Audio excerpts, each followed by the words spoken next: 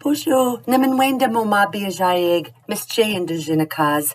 This is week 15 of our second step social emotional curriculum here at the ECC.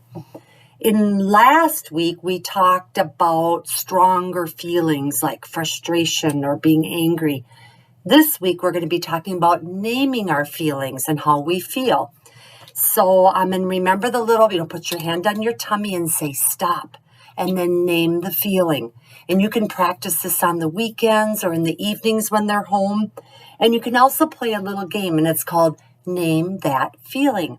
And you ask your child, what if someone at school says, you're not my friend, I don't want to play with you? Because we hear that from time to time. And you ask your child, how does that make you feel? And they say, I feel sad or I feel mad.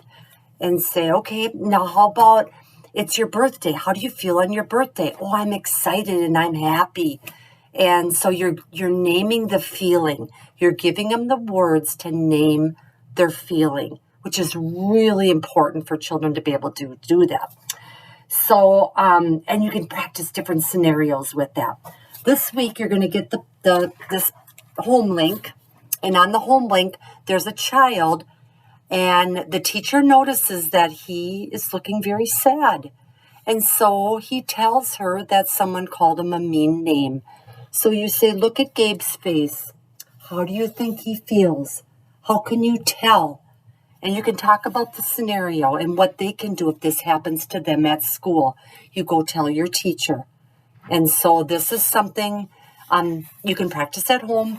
Like I say, it's called naming your feeling. And so that is week 15 of second step. And I hope you have a great rest of your week. Take care. Make witch bizendawieg. Gigawabamin.